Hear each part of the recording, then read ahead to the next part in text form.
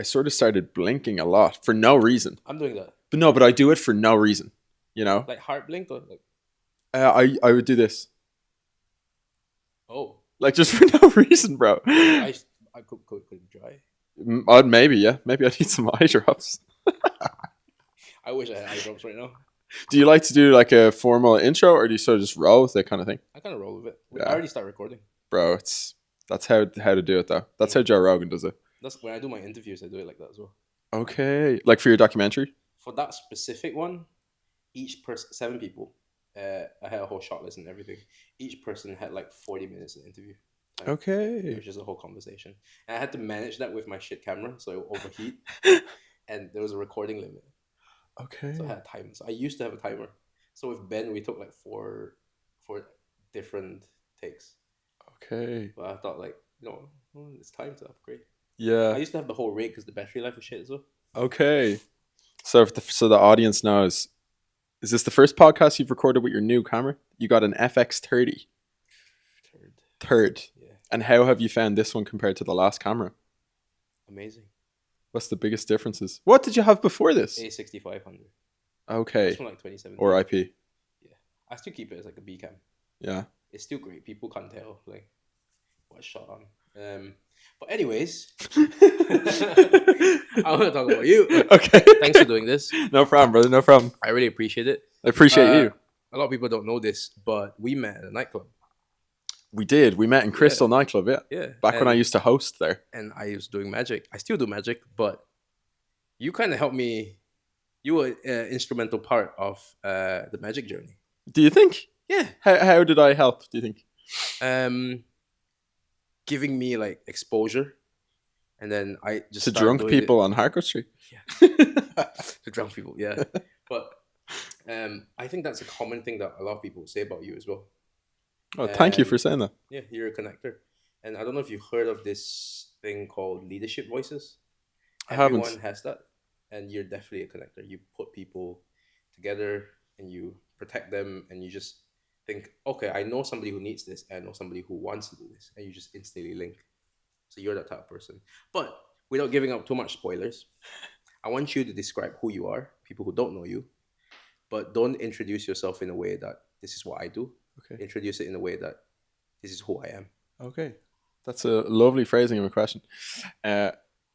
So my name is Thomas Arnold. I'm 27. I think that's a good start. Mm-hmm. I like to present myself to the world as mm-hmm. someone mm-hmm. who is creative. I like to bring a bit of leadership to my community.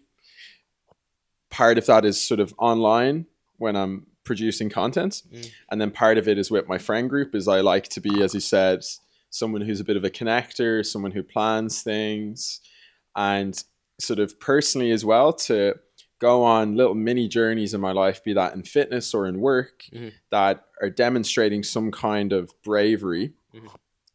so that I feel like I can become better and be like a better leader for my community, you know. I don't like to lead in such a way that I'm like a dictatorship where I'm pronouncing from the pulpits of the values that I have, but I try and live them out as best I can. I don't always succeed in that now. And outside of that, I like to have a bit of crack. That doesn't mean drugs, but I like to have fun. I love being with my friends. Yeah. And I love my work as well. So I'm just trying to be as impactful as I can while I'm here. You know, that's amazing. One of my favorite, definitely one of my favorite descriptions of somebody describing themselves. So that was great. It feels very rehearsed. There's no script. That's amazing because this is my last episode for a while. Okay. Why so? And why was I last? Special. I wanted to end on you, actually. Thank you. Specifically wanted to end on you. And I have a list of people in my phone, actually, that I want to talk to and talk about the different. And it just so happened this season is all about creative people. But you were actually first on the list when I put down the names. I just didn't ask at the start because I wanted to build a few, and I kind of knew I wanted to end the year. I just didn't know when it was. So I think it's like it just flowed perfectly. Thank you, bro. Yeah, I feel touched that I'm even being interviewed, and thank you for doing it last. Yeah. it's a no pressure. It's full conversation. It's raw. If you have to answer your phone, reply to text. It's My cool. phone's in the other room. I won't be. My attention is for you, bro.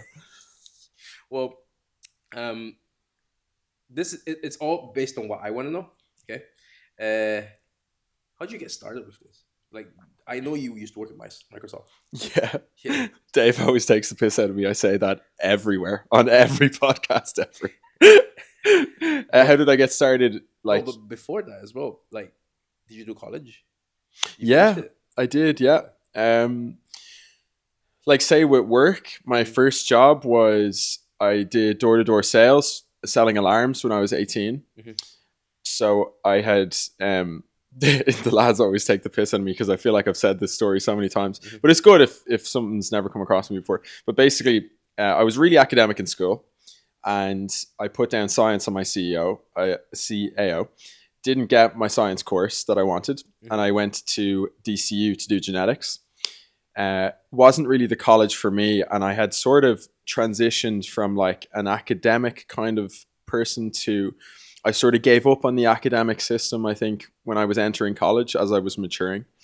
And I sort of I didn't know exactly what I wanted to do, but I wanted to do my own thing. And my parents wanted me to go back to college. So it's the beauty of the Irish system is whatever points you get, you can just use them for the following year to pick a different course. Doesn't matter what the course is. Within reason, you can't do you couldn't do medicine and stuff because you would need to have other prerequisites outside of your subject matter. So basically, I reapplied to do business, and before I went back in the September of that year, in January, I sold alarms, and then from June or so, I was working in a garden center, and the garden center job was great because I just got paid a weekly wage. And I saved up that money to get a camera. So I got like a Canon 6D at the time and a 24-70. And the end of that summer, I worked in a food business in Tala called Wildson. They sold dry trail mix and they were an e-com store. This was back in 2016. And they paid me a tenner an hour. So they paid me the same as the garden center, but I just got the bus there every day. And I wrote blogs for them. So like search engine optimization. I made some videos for them. And I was just delighted that I could work and they paid me for 40 hours a week to do that. And I only did it for like 3 weeks. And when I rolled into university then in first year of commerce, I had a little bit of money. And the odd time someone would ask me for a video job. So like the odd coffee shop, or I filmed like a boxing fight night as well. And they were only like maybe 100 quid, 150 quid, but it was enough to like tip me over for first year. And my main focus in first year was making YouTube videos. And it was really in second year of college onwards, which was 2017 onwards. And now we're in 2025, that each year the video business became like a little bit busier every year because I was sort of naturally getting referrals and I was getting a little bit better at what I was doing. And it sort of grew since second year of college. Yeah. And you did commerce? I thought you said genetics. Yeah, I did genetics in DCU for 3 months and then I dropped out. And then I reapplied in the CAO to do commerce in UCD, which is business, basically, business studies. So I did business studies was my degree in college, and I did that and I graduated in 2020. A really interesting question, because a lot of people have different thoughts about this, but do you feel like you are using what you learned in college, or it's all things that you've learned on your journey now?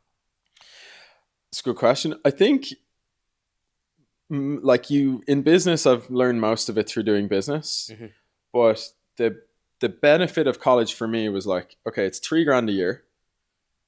Can I get 12 grand of value out of 4 years? That's what I thought about it. And the value I got out of it was I got an opportunity to do a really good internship, which I did during college, which Microsoft, yeah, which was a super good experience. I gained a lot of emotional maturity, which meant that when I was finished college, college for me was like this safe space where no one expects that much of you. and you can use it as a breeding ground. I think particularly as a guy, because we mature emotionally later than girls do, that I had a space to grow personally. And it was also an opportunity to, people say grow your network. I definitely grew my network, but also I got much better socially over the course of college, which is sort of a skill that stands the test of time moving forward. So I did learn some things with my course, but I wouldn't say I've used a lot of them.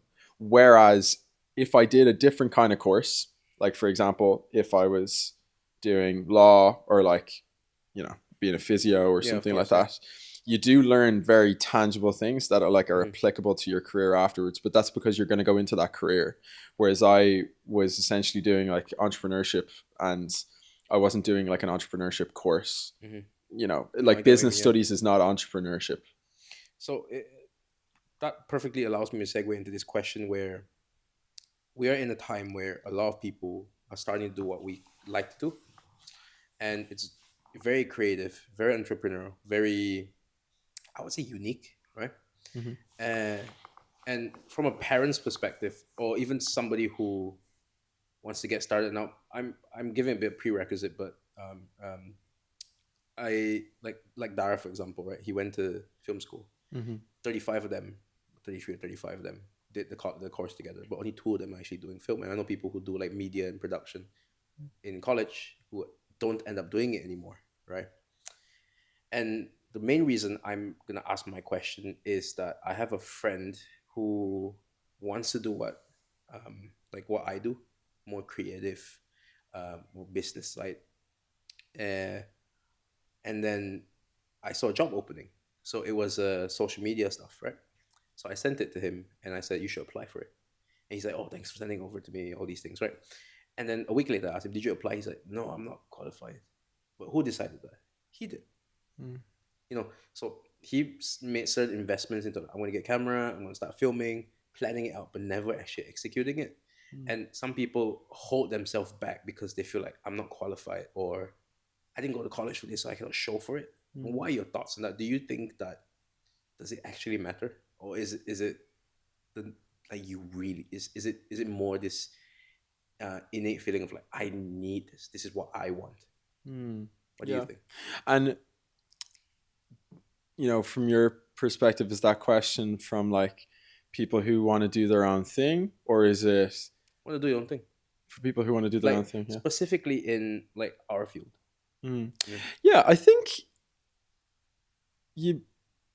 two things are coming to mind. One, my mind first went to when someone's like applying for a job, and I think when people put up job posts, they sort of go into 2 categories. There's some jobs that they require a little bit of hard skill that you would have done before, of course, or there's jobs where that you don't need to have the skills, but we're looking for the character traits. And it depends what job you're going for. Creative fields can be a little bit more soft in that the employer might not want to necessarily see that you have, you know, 5 years film experience and you have X amount of camera gear. Whereas if you were applying to be a surgeon somewhere or something, it's like, well, you have to have gone to school for medicine. Of course, yeah. When it comes to like people and doing things that they want to do, like I think it's, you need to make money off something and you need to have creative expression. And I got into it for both of those things. I wanted to express myself, but I also didn't want to have to work for someone else. And I think there's no point in pursuing something completely for like the love of it and it makes you no money, but it's great for expression. It's also important to not like completely get lost in the money, because if on the other end you do everything for money and you really don't like the work, then you'll hate it. So, you know, if you want to make a career out of something, there needs to be people willing to buy the service that you provide, or at the very least, you need to identify a need that you feel as if your skill can solve.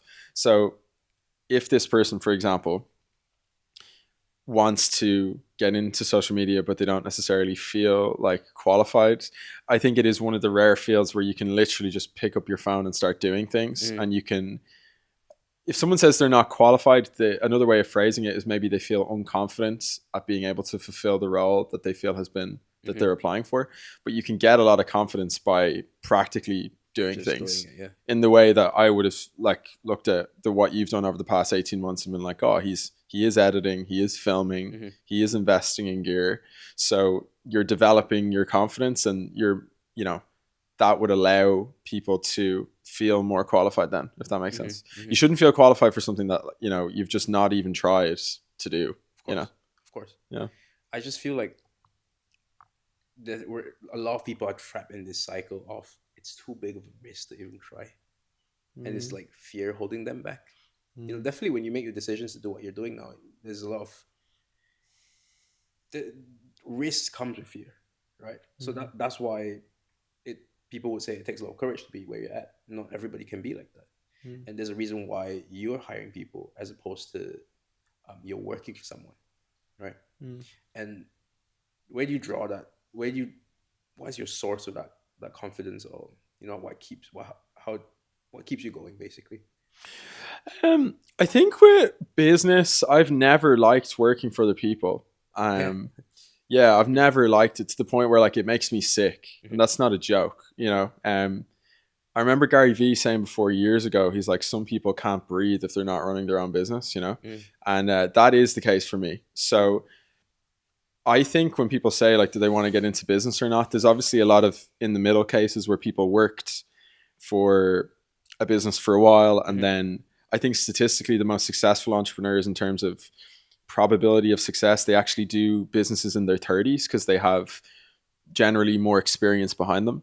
But I think if you either sort of, you pretty much know straight away if you want to do your own business or not, because you just can't handle working for someone else. Like you hate authority, you hate people telling you what to do, those kinds of things.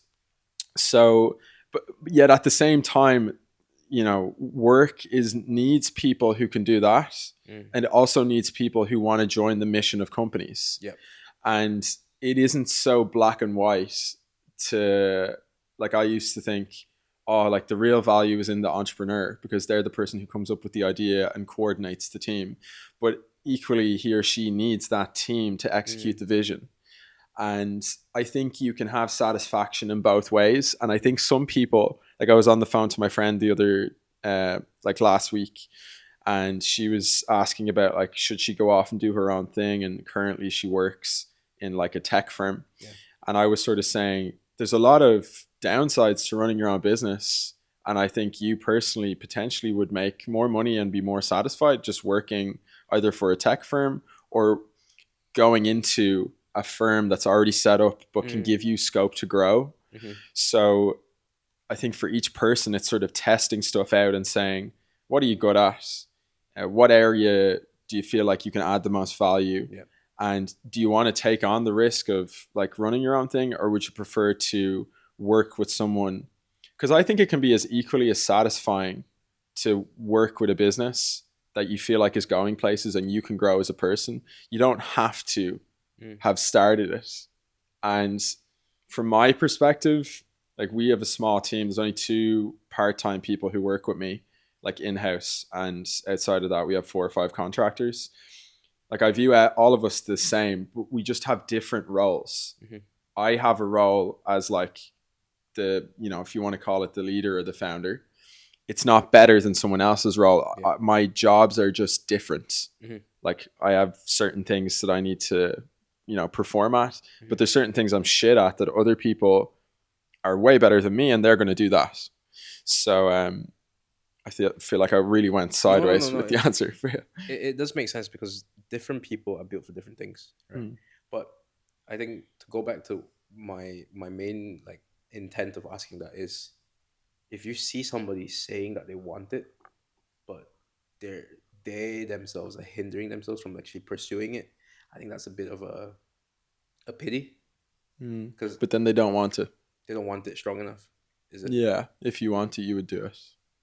Oh, that's true. That's true. Yeah, the fear is kind of stopping them from. But you're gonna feel fear anyway. Yeah. You're gonna feel like, regardless of whether even if like confident people still feel the same things that everyone else feels, you know. Now there's probably legitimate things that can hold people back. Like they may have had, you know, traumatic experiences in the past which make it way more difficult for them to do something than someone else. So I'm empathetic towards that, and I'm not gonna paint my lived experience as if it should be upon everyone else. But that's what I think anyway. And you know, not I mainly express that because that's how I think of my own life. Like, say for example, this year one of the main goals is to have an in-house team and a space where I can take a holiday for a couple of weeks and the business can run without me for a couple of weeks. Now, obviously, I need to be present to grow it and stuff, but I want that space.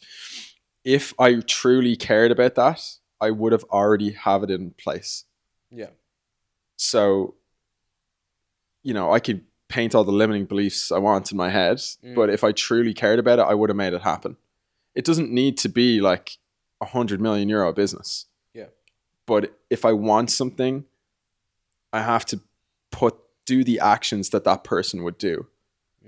Like the word courage is the cœur in French means heart, so it means like making a decision like from the heart.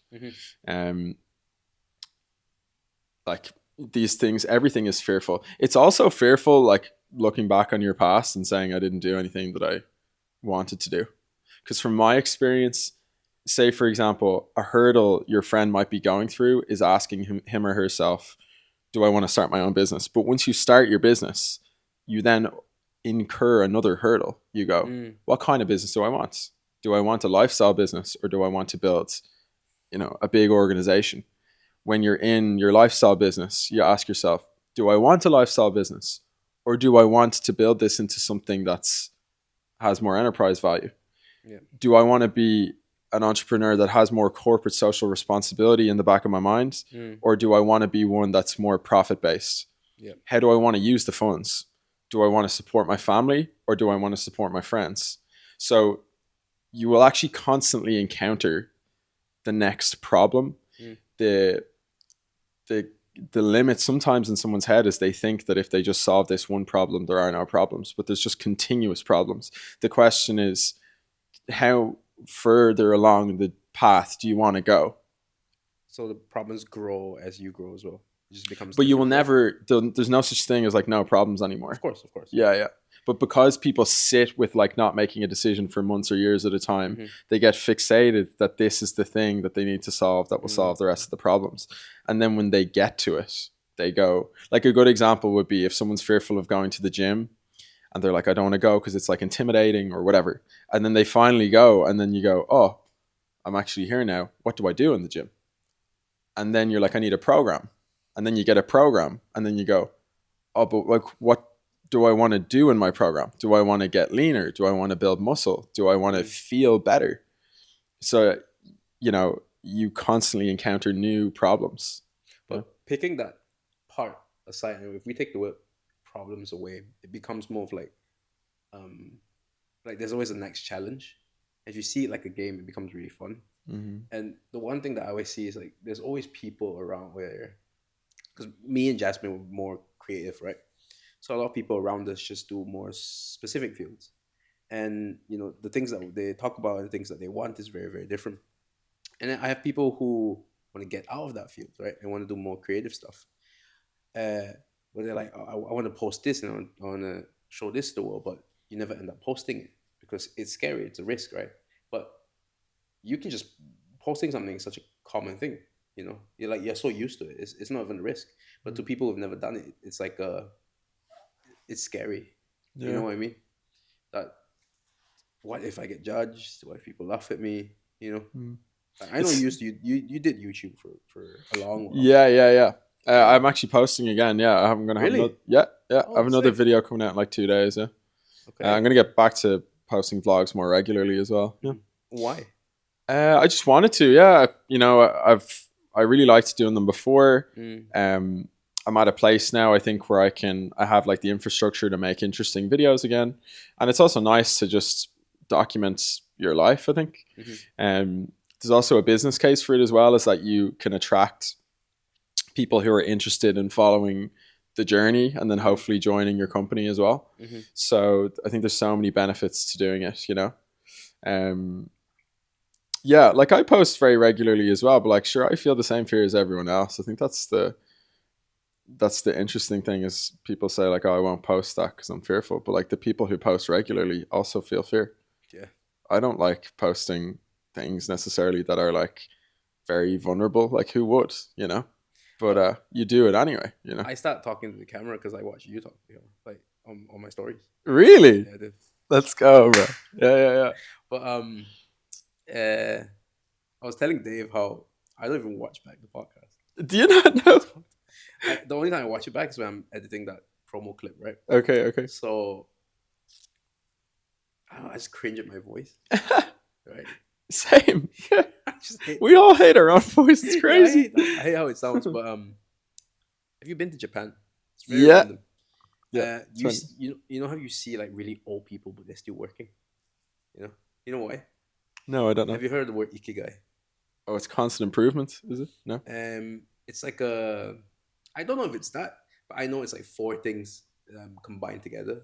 So it's like what you love to do, what benefits the world, what helps you grow, and then what gives you money. So it's a balance of the four. That's why, like you see like outsiders who don't understand and say like, oh, they're so old, why are they still working? It's so sad, but we don't understand that they actually love it, and they do it for forever, right? And I think it's sad because of the fear, people never find that, and everyone's ikigai is different. Like it could be a surgeon, could be an entrepreneur, could be a parent. Mm. What's your ikigai?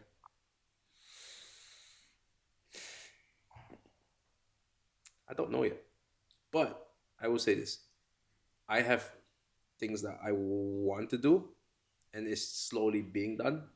But I enjoy what I'm doing as well. So it's like it's fun. So the reason why I'm actually pausing the podcast for a while is because I was traveling and I was in Innsbruck, and after I went to Budapest, and I was searching out cool places. That I saw this place called Cave Church, and the history of that cave church is because in the early like 1100s, I think, right?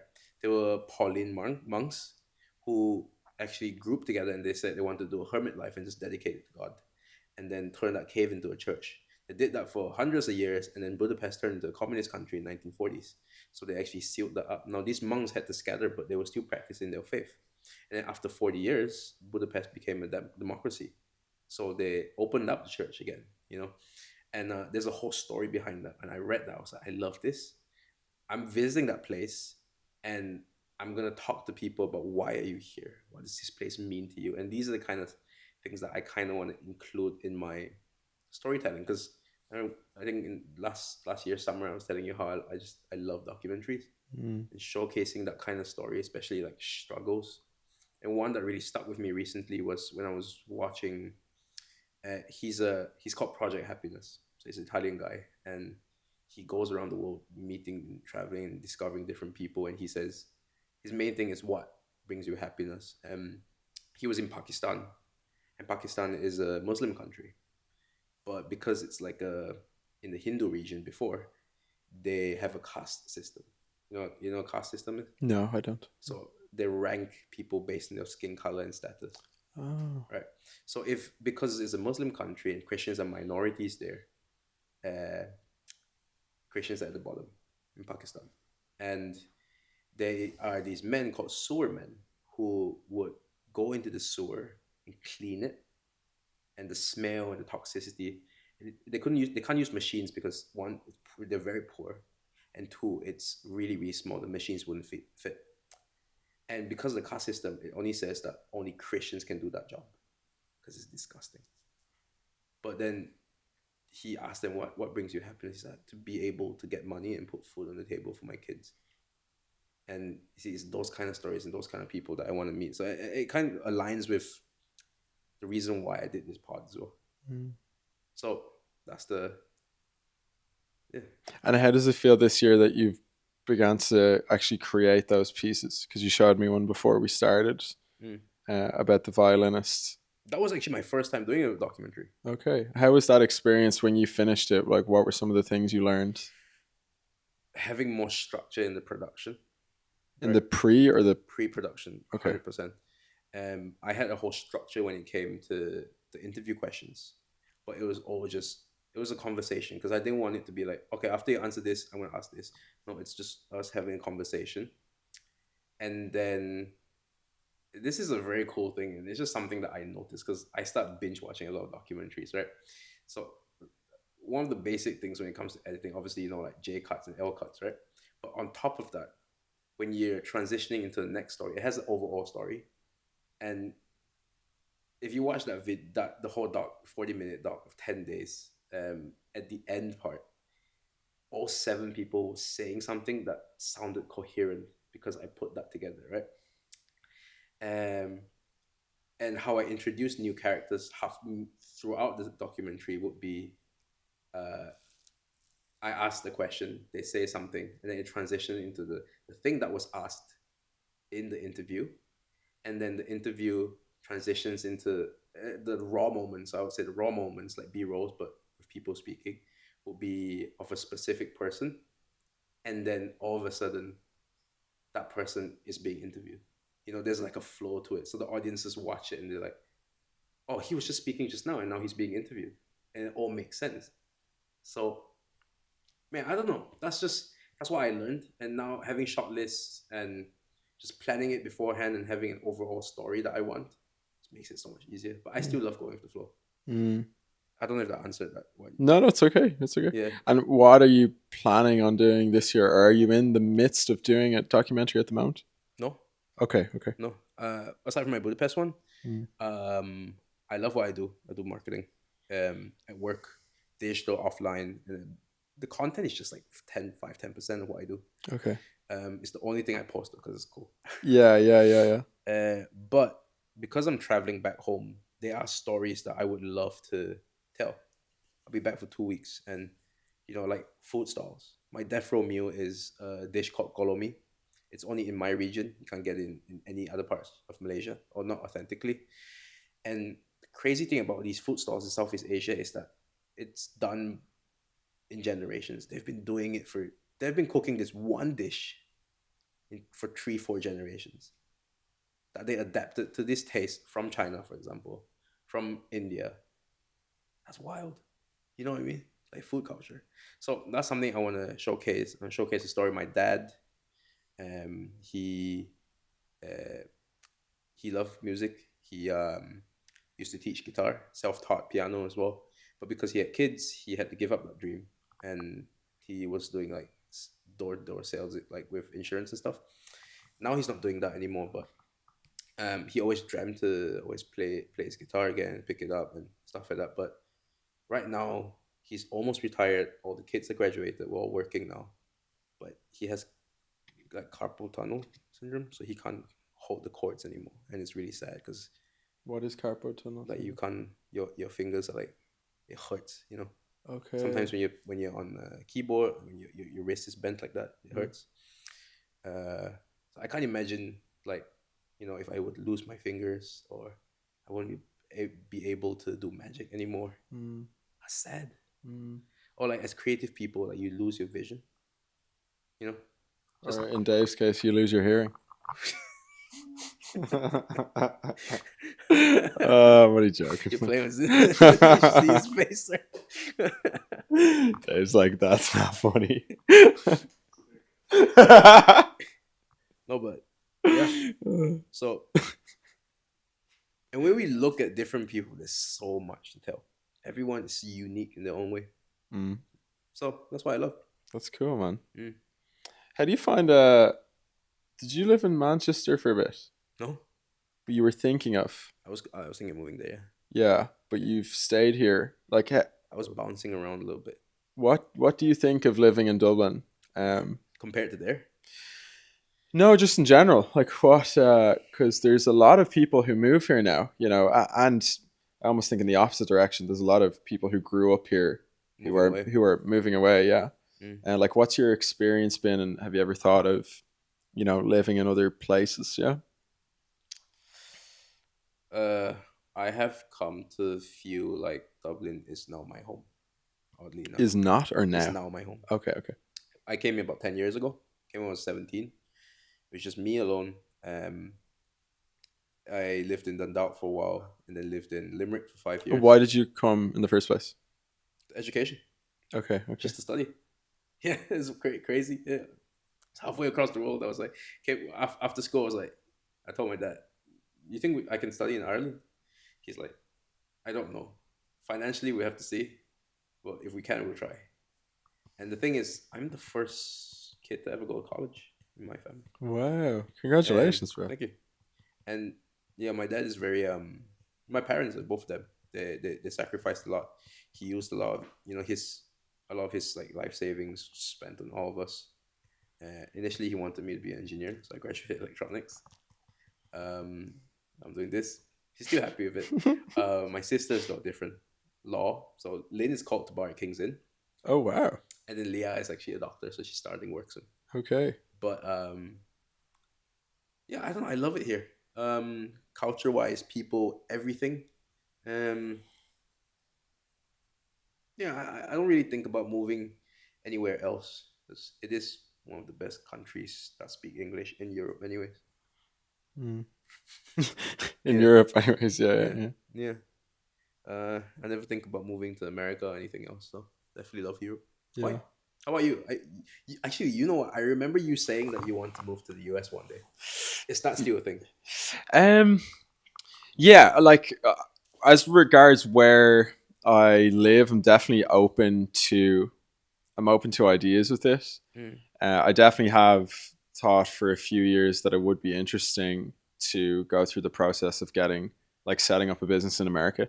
It's mm, quite a bit of a process. Other countries, if you want to semi hit that region, Canada's easier. I know Dubai is nothing to do with the States, but if you want to get out of Ireland and work, like America's probably one of the toughest to crack. And so if I was going to go down that route, I would need to have enough conviction in myself that I felt like it was a good enough like mm, opportunity to pursue mm-hmm, to go through that process. Um, Having said that, I really do love it here. Obviously, like my family's here. I have a really good network of friends here. I feel like I get on with Irish people really well. Then sort of small things like just because I've just been around for a while now, it's really nice that like I always bump into people in town just saying hi. Um, I like the business culture as well in terms of it's heavily sort of trust and network based. mm, And if you've been around for a while and you've done a good job, there's that sort of shared trust there. And I think when you stay in a market long enough and you've deposited like enough goodwill into it, like you've mm, shown enough good faith, that you will see you will see returns. Like um, I'm not like a Scrooge with my energy. Like I like to be as outgoing and positive and add as much positivity into the community as I can. I do feel like I get it back in abundance. mm, Maybe not in the way that I gave it out, but I do give pretty freely, mm, and that to me has given me a huge amount back, even though what I've received back has not been in the form maybe that I would have expected, but have been like incredibly uh, happy with. So, like ultimately in the future, I would love to have a family and children, mm. and like I personally really like here. Like I think it's a really great place to raise children. Um, but I'm also open to other countries. So yeah, that's where I'm at right now. I'm open to ideas of where I feel like my future could take me. Mm. Um, yeah, yeah, like living wise. Yeah, I have a question, but I don't know how to segue into this actually. I don't want to just just hit straight it, up bro. ask. Just say it like you feel it. Because you said family and like, how many years away are you from that, Oh Jesus, in your opinion? I have no idea. Yeah, I have no idea. You know, Yeah, like I'm going out with someone at the moment. It's gone well. Really like her, but you know, I've no idea. I definitely don't have any pressure on myself or other people about like when I want to start a family. David must be laughing the way the I'm way. like not looking at him. He's like, uh, uh, that is the truth. Yeah, yeah. Um, I don't have a timeline with that. yeah. Like, as in, it's not like I need something in fucking 3 years time or whatever. You're still fairly young as well. Yeah, I'm 27. You know, going on 28. So, I'm curious to know if you've like have you met someone before who made you feel like, you know what, I want to settle down with her? no, That was didn't. very quick. Yeah, no. Well, I haven't. No, like, in previous things, I don't think I've been with someone that I was like, that's definitely Hmm. you know, a partner for the future. You know, like long term future. I've definitely gone out with people that's been like it's been a lovely experience and we've had a great time. You know, That's such a HR answer. yeah, it's true though. It's It's not a great fit. You know, we're going in a different direction. Oh god, that's so funny. The lads say that a lot as well. Really? I give like real. Sometimes I can give Media real trained. no. I can just give logical answers to like, or maybe banal answers to sort of more interesting questions. But I mean that as well because I don't want if any people in the past listens to it and they were like, oh geez, he's a bit of an arsehole, isn't he? He didn't really take into account my feelings, you know. So I'm sure you did. I You like seem to like someone deeply emotional, so yeah, like I like to think I'm pretty emotionally aware, you know. I definitely make mistakes with stuff all the time, but I try and hold myself with a degree of like emotional awareness for myself and other people, both in my personal relationships, you know, my friends and you know people who I'm going out with, their partners, as well as my family. So that doesn't mean I always get it right, you know. have Um, you have you been in love? Sorry. Have you been in love? um,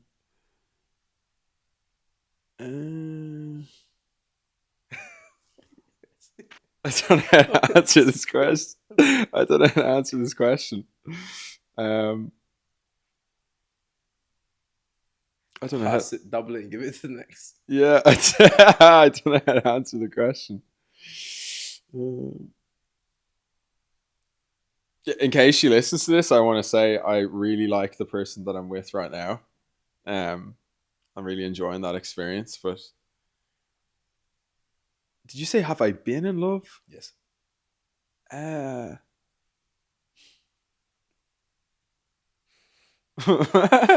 Like there's one other girl who I feel like It's close to that. yeah, I got close to that. Yeah, I guess that word love to me is a big word because if I think if you went, I haven't been with someone who I've been in like a multiple year relationship with yet. So I feel like if I went out with someone for multiple years, I could probably, you know, categorically say that I probably loved them, you know? I'm assuming that you have had girls who said that I love you, though. Yes, I have. No, I've had a girl who said that to me. Okay. Yeah, prior to who I'm dating at the moment. Yeah. What is love to you? I'm massaging the back of my neck. This must be a stressful conversation for me. I see him like. Did you say what is? You see, look, I deserve it after the joke I gave Dave. To be honest, this is karmic energy coming back at me. Go with the flow, and I didn't expect to catch you off guard. What do you think is love then? Like, what does it feel like? What would you categorize love? Like what love feels like and what it is are probably two different things. To you? I think love to me is like feeling really secure with someone. Mm-hmm. Love to me, that word has something that's long term in it. So that's why I think I'm probably hesitant to answer it because I'm trying to figure out in my head, like, you know, if you've gone out with someone for say a year, you know, does that count as love if the thing ended? You know, I think you can have loving feelings for someone, but love to me is more of like an enduring thing. Like when I think of love, I think of like my mom, you know, like an unconditional love, you know. I think as well, love to me is something that doesn't go away if you face challenges. Like it's someone who's sort of staying there with you. I think there are things that can be like irreversible decisions that really badly affect your relationships, um, which could warrant that relationship then going in separate ways. Um, but I still think you can love the person, you know. Um, so yeah, love to me is something that's sort of like enduring. It's unconditional, um, and it truly wants the best for the other person, you know. Have you heard of this quote? Love is patient, love is kind, does not envy, does not boast. Have you heard that? I've heard that somewhere before, but it's Mm. been years since I heard that. Is it familiar though? A little bit. Say it one more time. Love is patient, love is kind, it does not envy, it does not boast, it does not keep record of any wrongdoings. You know. Something about endurance at the back. It's really long. I just know the first few parts. Yeah. Yeah. Yeah, when you say that, what comes up for me is like I see a glowing ball of energy in my mind, you know. That to me is what you just said. Mm. Yeah. What do you mean by that? Glowing ball of energy. It's like a beautiful, you know, eternal kind of energy that is like pure. I think the glowing thing is coming up for me because I'm thinking of like something that's pure. Yeah. That doesn't mean without faults. It just means pure. Mm. It's a Bible verse, actually. What you just said. Yeah. It's something that they My always man say. Jesus said that back in the day. Exactly. No. Yeah. I was just Me and him go way back. 2,000 years way back. Yeah, bro. We From were the in womb. school together. Yeah. No, but exactly what you described. Eternal, good, pure. I was just curious because people always use that for like weddings and stuff. Um, for as long as I've known you, somehow in some form, some way, you always speak about your mom. I'm very intrigued by that Really? Do I? relationship. Yeah, I'm really intrigued by that relationship. Yeah, I love my mom. Yeah. Yeah, you're always talking about her, but in a good way. Yeah. She's like Yeah. my hero, bro. You know? Bro. Why did I say bro? I'm digging into like Brother. it's like I love this because it's like I know it's edging onto something don't really talk about, Okay. but it's also making you My uncomfortable. dad. I'm joking. I'm joking. Um, yeah. What would you describe your relationship with your mom? Like, what's it like? The best, you know. Like She's your my best friend. I would say yeah. I would. My mom is my biggest hero. You know, Mm, that's the biggest thing that comes to mind. She grew up very poor, like saved up, did night school to study accountancy. mm, You know, has worked where she's worked for like 40 years.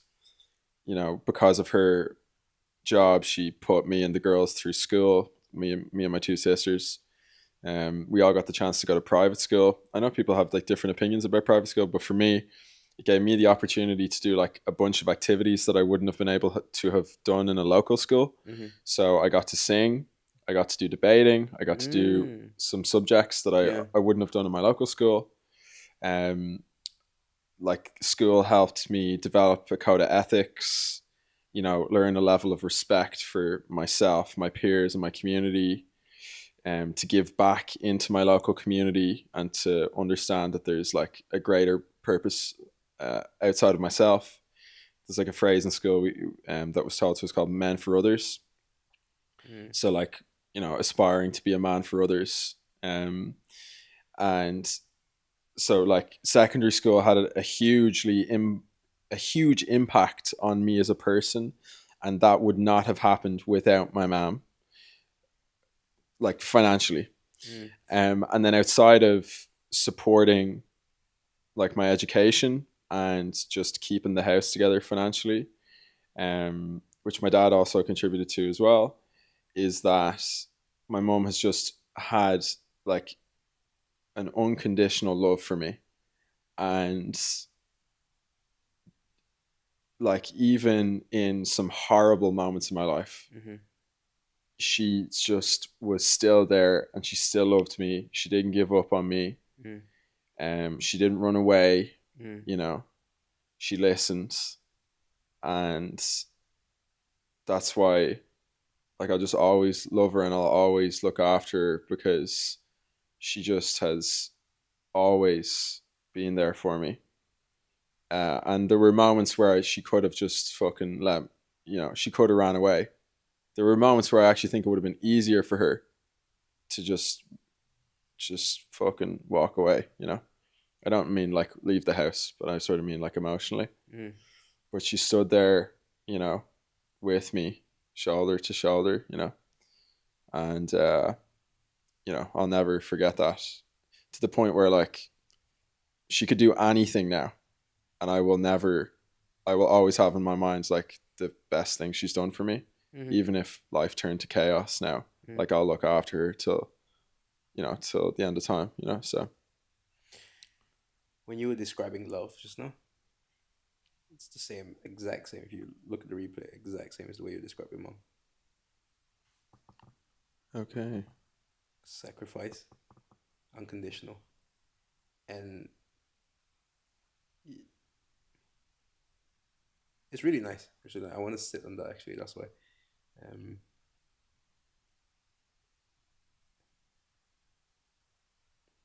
Yeah, no, I really like that. And does anything come up for you?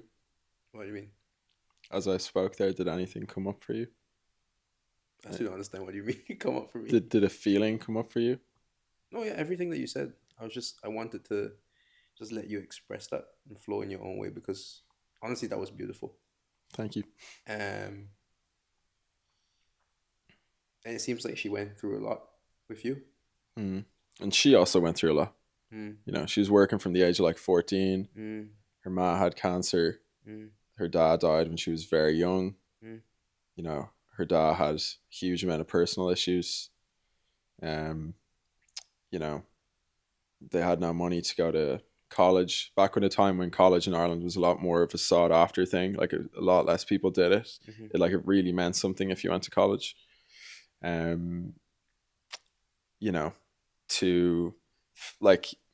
But the challenges have like never ended for my mom. Like, that was her come up, if you want to call it that, like the come up story. But then, difficulty, like bearing a family for her was difficult. Her and my dad, not straightforward. Her looking after her mother and the challenges that came with, not easy. She's never backed down. She's always stood up, just very, like, such a great person of integrity.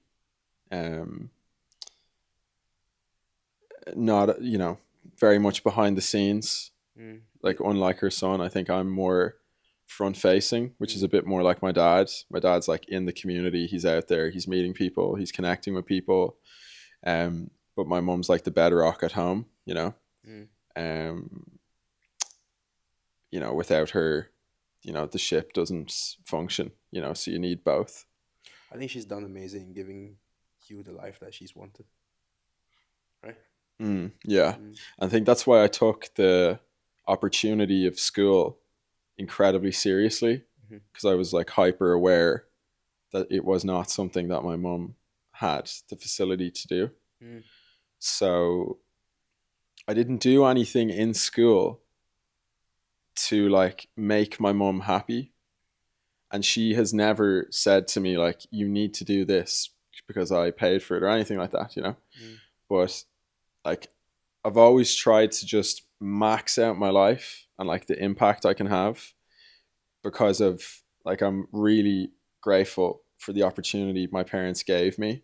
And now I feel like it's my duty to take that like leg up that I got and to just max it out to the absolute best that I can, so that that to me is like fully giving back to my parents and fully showing appreciation for the opportunity that I got, Yeah.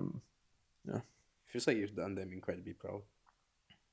I try to, you know, that anytime I say that to them periodically. I say like, I hope I made you proud, blah blah blah. Mm. And they always say like, oh, you've always made us proud, you know, like they've always said like, you know, we've no expectation on you to do any particular thing, or um and like both, and I love my dad as well. I love both my parents, very good relationship with them. Maybe there's something poignant about his son and his mum that's Mm. somewhat different to the relationship with their dad, you Mm. know. Still really love my dad, you know. And there's just something so selfless about my parents that is just incredible, you know. So I'd hope I'd hope moving forward I could be like a parent for my children and be, you know, half as good as my parents, you know. Um You know, it seems like you're very grateful for what they've given you, and you wanna give them that sense of like you just want to make them proud, right? yeah. But what I think is, even if you lost everything today, is to be proud of you. Yeah. And that and that's why I brought up that thing about mum about standing behind me when, because Yeah, like I have had moments where I haven't had anything, yeah, like, you know, no proper friends to talk to, no like no progress to show in my business, like personally probably a bit of a wreck, like not even mm, emotionally stable, like I had fuck all, you know. But she didn't treat me any differently than she does now. mm, That's not to say that I'm like hyper successful, but I'm just saying mm, like I'm in a better position now than I was back then. of course. And I think I have more to like, it's easier to point out things when you have things to show people, Mm, as like as facetious as that is. Like if you can show things, people tic tac easier with their head. They make like a mental um line mm-hmm, between like, you know, Ian and success, like Ian documentary good, Ian and solid job good, mm, Ian and his relationship with Jasmine good. Like there's these mental tick the box exercises. But mm-hmm, like when you've been like in a position where it's like, in, oh, maybe something isn't working, yeah, people tend to go like, oh, Jesus Christ, well, what the fuck is he doing then, you know. mm, And I had those experiences before, and like, you know, mum didn't treat me any differently. mm-hmm, um so like that's why I just trust them so much, you know. mm. Have you heard of was it Forbes 36 questions to fall in love? No, no, Forbes magazine. Yeah. No, I haven't. No. So basically, there's three stages. The first stage is like really easy. First few questions you can do in your first date. Oh, if any go, right? And then you work your way to the second question. I mean, the second stage, and the third stage. And if I'm not wrong, I think in the third stage there's a question where it's like, if you could like say something to your, I could be paraphrasing, I could be wrong, but um, if you could say something to your mom that you don't usually say enough, or your dad, right? Actually, it's to anyone, but you can decide who. I want it specifically to, like, for example, to your parents. You don't say it enough. What would it be? um I realize I don't say I love you to my dad. He's probably gonna listen to this, and I do love you. It's just really mm, awkward. yeah, yeah. Yeah. I say I'm pretty open with my parents. I'd say I love them a lot. I think, yeah, I probably don't say enough to them how much I appreciate the opportunity I got growing up. Mm-hmm.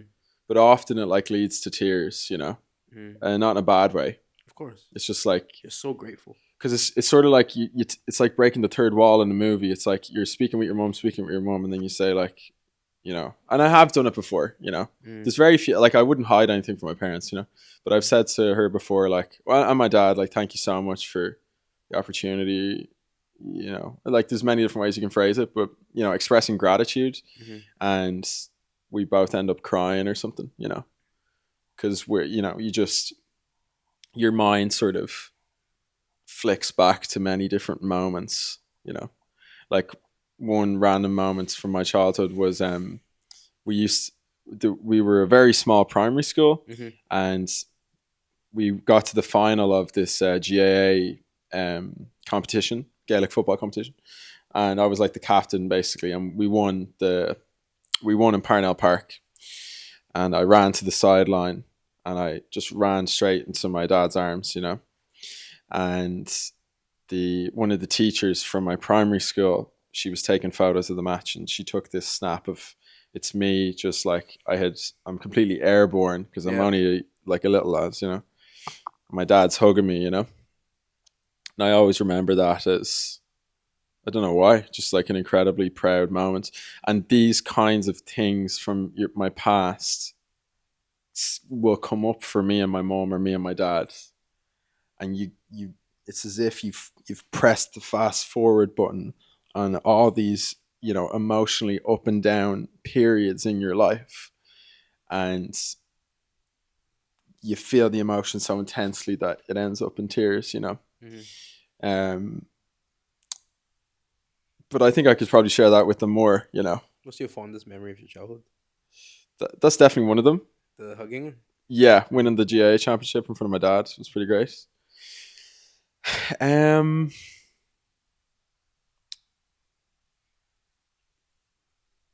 What else? You see, my mind just thinks of achievements. I won the world or the Irish debating championships when I was 16. Mm-hmm. It was like a pretty difficult competition. That was pretty epic. I got to come back to school and like hold up the plaque and stuff. You're a really high achiever. Anyone ever told you that? Yeah, I'd say people do. I don't always listen to what people say. I don't remember who said this, but someone in your doc said one thing about Thomas is that he has to be the best at what he does. Ben said that, yes. Is it? Yeah. I've always been that kind of guy, or I've always felt that way. Even when I was like 8 or 9, I used to like I loved maths. Like I still love maths, and I used to go home and do extra. I always wanted to be the first person in my class of maths problems who had done the most. So I would go home and do extra work. So I was always ahead of the other kids. Or like I remember one time we did this thing called Mathletics, which was it was like a 60-second game where it was like quick mental maths with other people across the world. And you accumulated points the more wins you did. And we had a scoreboard in primary school, and there was like, I was always top, but then because I didn't have a lot of computer access, there was like another person who got a higher score than me. And I went into my dad's study, and I locked myself in the room till like 2 a.m. till like the following day they refreshed the scores, and I was like double the person who was in second, because I'm just like I was real competitive, I'm still competitive, I used to like cry all the time when I'd lose things. Like anytime I lost anything, I'd cry. Or if I used to be really sensitive to getting things wrong in primary school. So when I was in like junior or senior infants, if I got a question wrong, I would cry and go under the table because I was like, I hated getting things wrong. And then as you get older, like you develop more, I think, coping mechanisms that you understand that that's not like a good behavior, So I'm still really competitive, but I'm a lot more like social now. But I still have that in me. Like I hate losing, Just hate losing. I hate losing more than I like winning. Do you like criticism? I do. I think in the moment sometimes I don't always accept it very well, but I always appreciate it.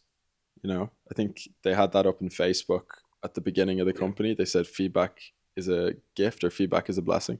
Today we he told you. Today we learned that a wound from a friend is better than a kiss from an enemy. Yes. But an interesting thing about Connector is that sometimes when they receive criticism, their first instinct is it's a personal attack on themselves. I feel that a lot. When it's not. It's weird, right? Yeah. Like, just validate me, but no, that's not the case. How do you deal with that now? You just listen to it and then you sit on it after, because you're not somebody who can really hide his emotions. Yeah. You're very expressive. You're so true. So you're like, how do you say that? Yeah. Or So like you're true. thinking like, did I say something wrong? What's going on? Like Yeah, that's something I've been dealing with recently, and I found like a better coping mechanism for it is I used to deep. So I get a lot of like I feel as if in my day to day it's a lot of validation. It's not really like criticism. And then when I have to deal with criticism, I can take it very personally, as you said. So sometimes when someone says something, I don't view it as like, oh, this is an interesting opinion that I should take on board. I view it as like a personal attack, as like my default way of receiving it. mm, Recently, this is sort of with personal relationships as well. I've been trying to detach myself from what someone is saying mm, and or detach the emotional element of what someone's saying and sort of say, okay, that's interesting. This person has this, they have this response to me. yeah. It's not personal. It's not an attack on me. Let's just try and listen to what they're saying.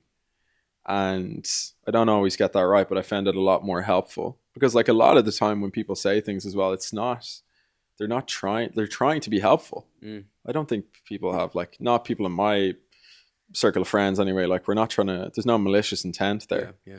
So I'm trying to get better at receiving criticism and to be honest, also encouraging it more with my friends.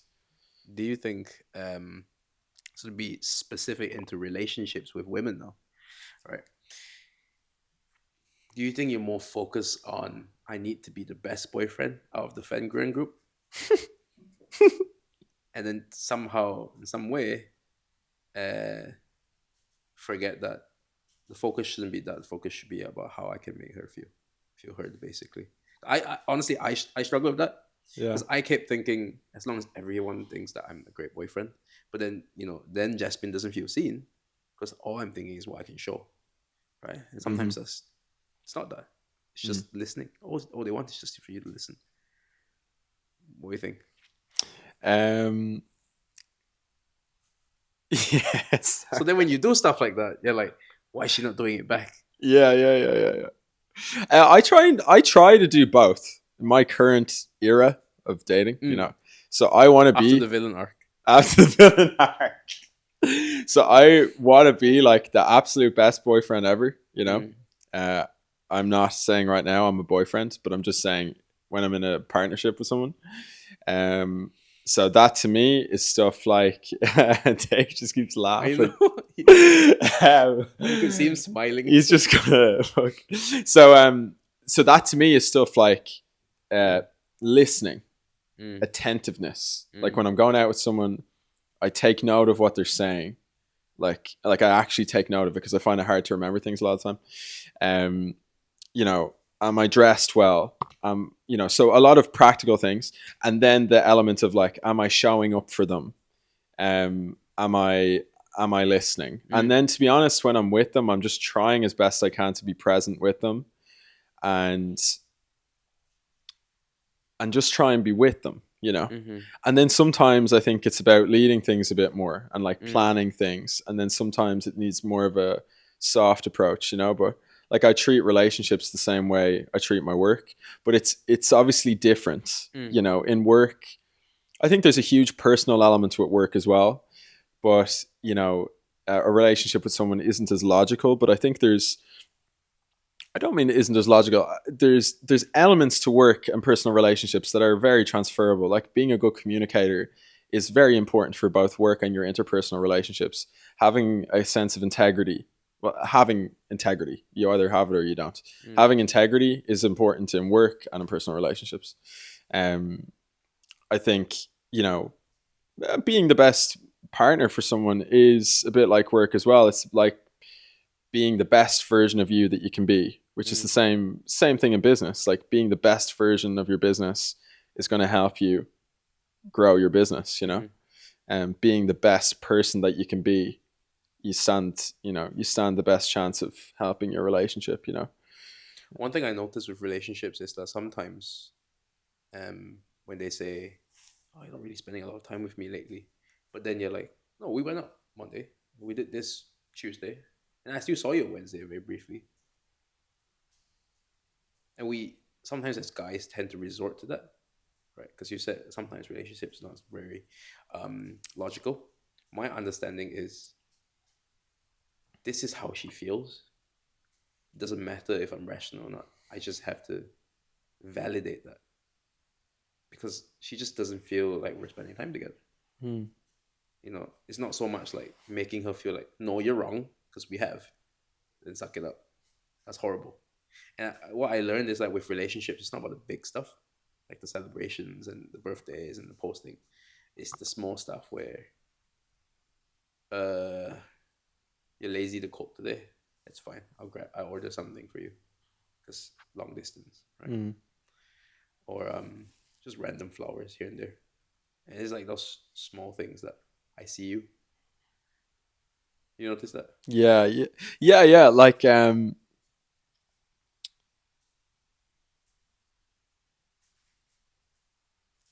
there's multiple bits to it. Yeah, like sometimes as guys, I think we can be so logical, you know, and I think guys like to be like more logical with each other, and we almost get like comfort from that, like guys being logical. Whereas sometimes there are things where, as you said, you sort of just have to be there, or maybe just acknowledge that things are there. And you know, another thing I think is important as well is like creating safe spaces for people to communicate. Yes, I think is incredibly important. You know, and navigating that with sort of care and attention is important as well. So yeah, I definitely need to get better. I definitely don't think I'm as polished in, you know, personal relationships as I am in work, but I try my best, you know. I think I have a huge amount to learn. Like when I think of personal relationships, I think of like there's a lot for me to learn, you know. There's a lot for me to learn in business, but I feel like I've gone through a lot of it, you know. You've kind of cracked that code.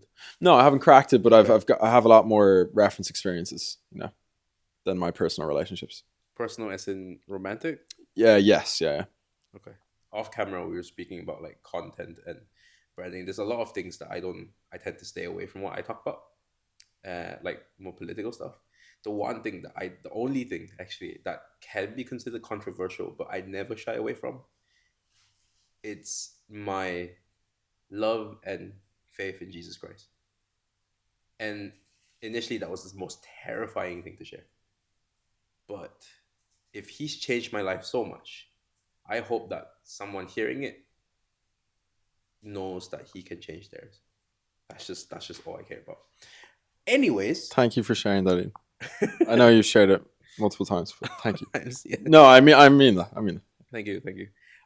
That's why a lot of my brand, and if you notice a lot of the podcasts, I think there's only one where I didn't talk about it because he explicitly said he's not knowledgeable on it, so he's a bit awkward to talk about it. Like, yeah, sure, no worries. It just flows into conversation. Okay. Yeah, that's why it just flows into conversations. That's why I put even in the caption, like the bio, like just audience of one. Okay. Yeah, I'm not doing it for anyone else but him. Okay. But yeah. Business. Let's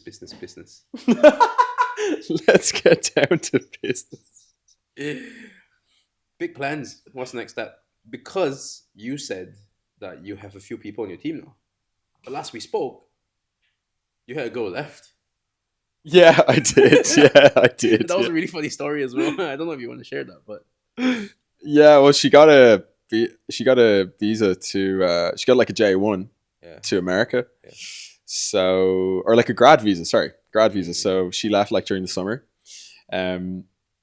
Yeah, like I've been on and off trying to build like a proper in-house team, and like last year I sort of pared it back to essentially just be me with like a bunch of contractors again. But I do want to have like an actual team. So with this year, we have a part-time editor now. I'm interviewing for a part-time project manager, and I want to have like an in-house team of like those two, ultimately probably like an ops manager as well, and then like in-house videography as well. And then I'll be like still heavily involved in creative and like creative strategy, client facing, and just generally like running the ship. But that would be the focus of this year, is to flesh out a proper team and probably to niche down into something that's a little bit more specific. At the moment, I'm trialing like an e-com style product where it's sort of set packages for for like ecom brands. So a mixture of content creation with a bit of UGC involved as well, and hopefully adding on some form of paid ads elements to it as well, so that it's a bit more of like a highly valuable solution. So that's sort of what I'm focused on right now. Yeah. We have a few retainer clients at the moment, like probably 6 or 7 that we've been working with for a long time. So just keep fostering those relationships and keep producing just really good advertising for people. Yeah, and just making sure that their businesses are growing. Yeah. And you said in-house team, right? Yeah. Why in-house and why not like outsource people, for example, from like India or Philippines or America, for example?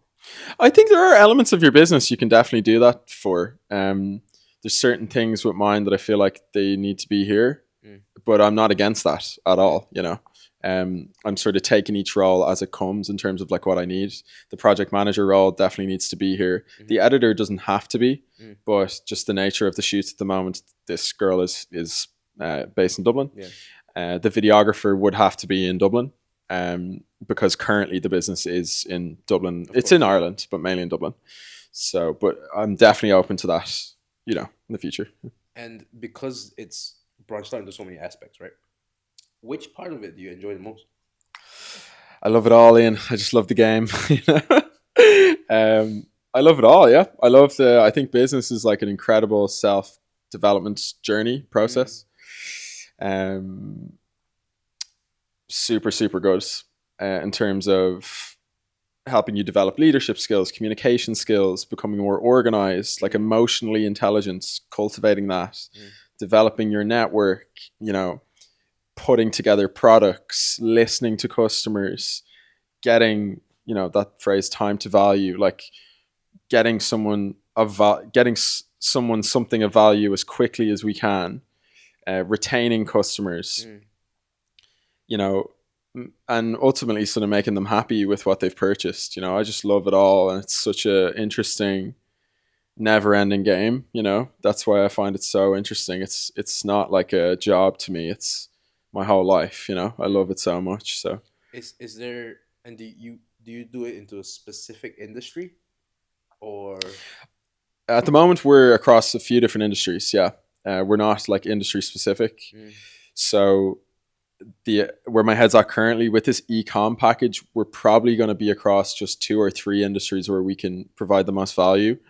I think, you know, niching down your offering is a result of understanding you have only a certain amount of resources you can deploy into stuff. Like if you have a shed load of money and a shed load of resources, you can probably spread yourself a bit wider and cover more things. Whereas if you're a smaller business, you need to focus your energy into particular areas where like you feel like you can drive the most value and be experts in that area. So that's sort of the thinking behind the niching down, is to become better at a smaller pie. You know, and what is your niche? Like at the moment, we don't really have one. We do a lot of short form content for people. I think that's what we're known best for. It's off the back of the TikTok house and stuff is where I got a lot of those like inquiries, if that makes sense. And then we have our traditional videography, event work, corporate video work, you know, sales letters, training courses, those kinds of things. Anything where, you know, strong DSLR video can help with a brand. And when you're transitioning into this e-com package thing, right? Is it also the next step for your business to be more automated? Yeah, like more hands off, maybe. Yeah, I don't know if it's hands off, but I would like more elements of the business where it can be like someone sends you a product, you come up with the ideas, you shoot it for them, you send them back the contents. It's like more efficient. Yep. It has more scale. These e-com brands really need good content because it really helps their business. So at the moment, we're a very labor intensive, hands-on, always physically going to and from shoots, multiple moving parts. You know, if there's 2 or 3 shoots in a day, it's very, you know, amongst a few people, it's very difficult to like maintain that level of like organizational strength, you know, even though it's I'm making it sound like it's a, you know, an army or something, but it's really small, you know, but there's a lot of complexity in something so small. Whereas if you had like a studio space where people send you stuff and you can, work through things more methodically, then there's more, you can serve more people. So, yeah, to answer your question, yes, to a degree. Yeah. Is there More focus. is there a specific industry that you want to tap into that you're not in yet? Um, so I love sports, but I'm not sure if sports is an industry or like sport related products is one where we can add the most value. So I want to be in an area where we can add the most value. And that might mean, like for example, I'm not a big fan of jewelry. I love jewelry on other people, but I don't have an eye for it. I don't really know what's nice, whatever. Um, but I don't want the business to be based around just something that I like. I want it to be something that like a team can get behind.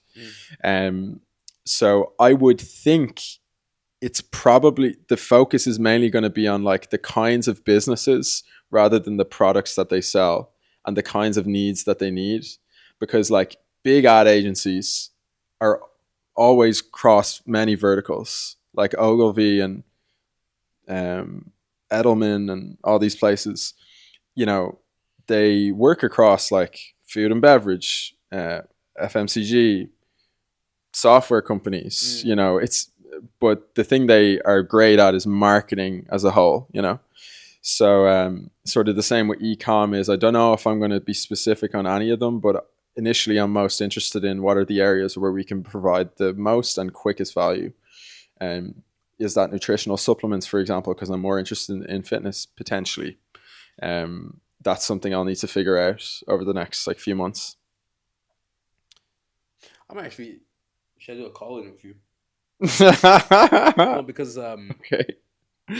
I feel like I did a big sales pitch there then the way you said that.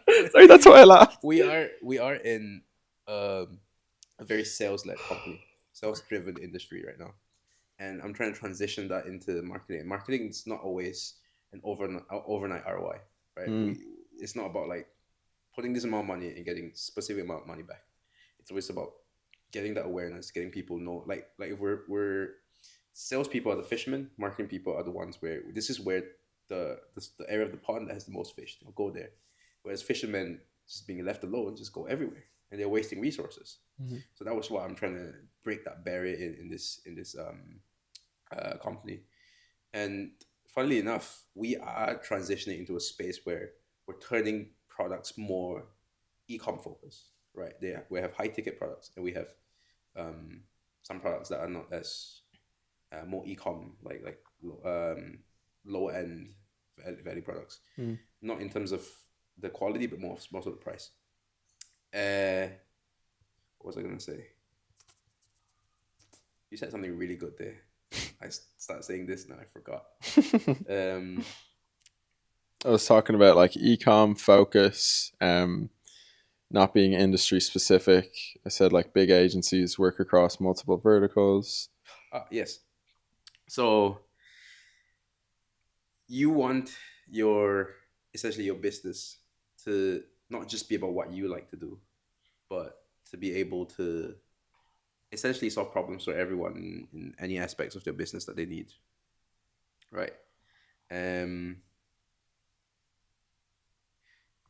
It's a little bit unrelated, but maybe it is. But, I thought you were going to say, so, you want your business to be able to solve any problems. Tell me about the last personal relationship you were in. Just like completely go left field. Do you miss those days where it's just you and the camera? Not really, no. I don't miss them, yeah. They were different times. Fond memories, though? Very fond memories, yeah. But, like, I'm not a big man for, like, over-romanticizing the past, because I feel like it was probably pretty similar to right now.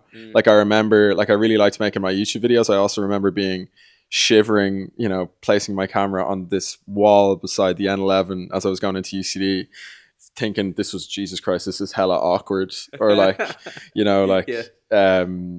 and I think almost when you look back on stuff, you have like a certain fondness of it, but sometimes in the moment it feels terrible. So I love it all, really. It's all like, it sort of goes back to what we were saying at the beginning. You're always going to encounter like a new issue. Like when I first had my camera, before that, I was like, oh, I have this feeling inside me that I need to make something, but I don't know what to make. And then I got the camera, and then when you start the YouTube channel, you encounter different things like, how do I grow the YouTube channel? What do I want to make stuff about? So, um, but yeah, I still think it's cool. I look back on that stuff and be like, oh, it's pretty epic.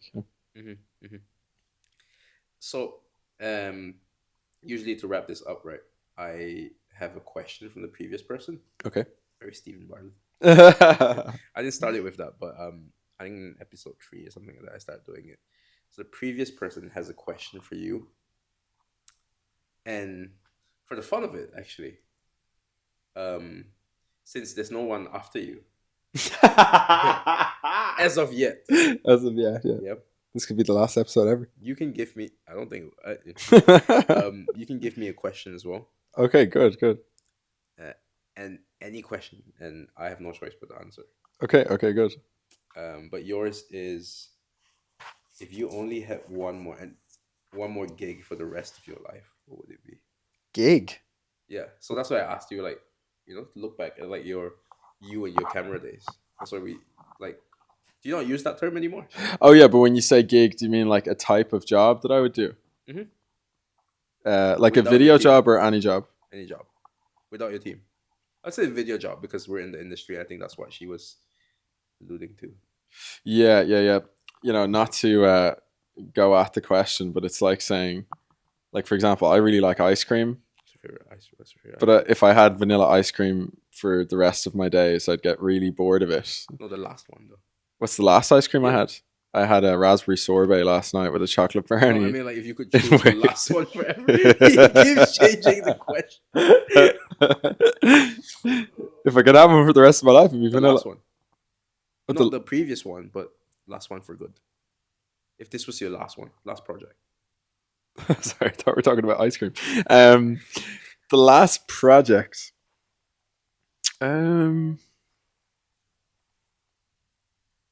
I'd probably do like a hero story video for a business that really mattered to me. Hero story?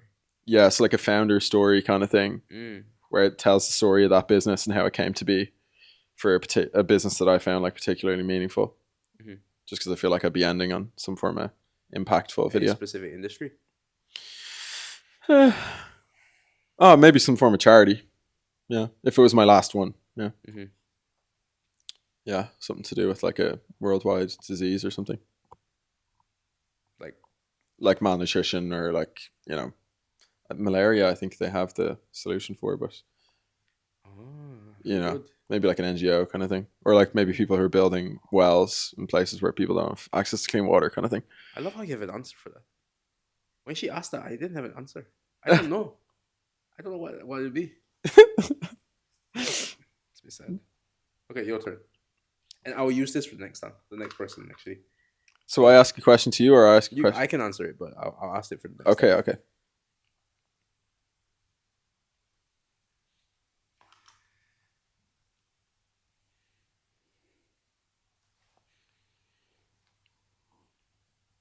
What's a character trait in yourself that you thought was a weakness, but is actually a strength? In yourself.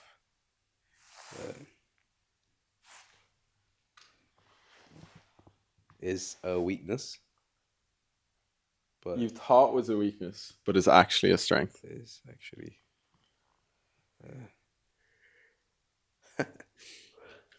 my ADHD.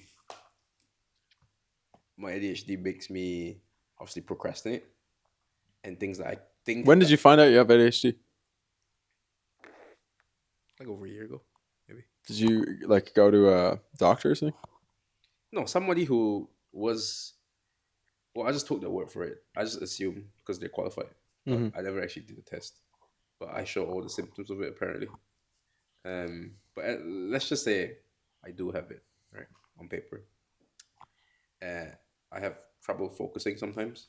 So to actually listen in, I have to focus on every word when somebody says something. Procrastinate a lot. But the superpower is that I can have multiple tabs in my head and all working simultaneously.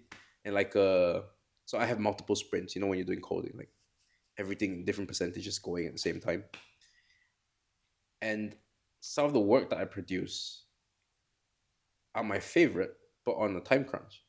Like you work extremely well with deadlines, you know. So that probably is a strength, but it's still a very bad weakness. If I can turn that into something that benefits me more than it takes away, so my time management is very bad. Okay. Like I'm always like at least 10 minutes late. Okay, I'm late to everything as well. So Mm. look, maybe I'm ADHD too. Thank you for this. My pleasure, brother.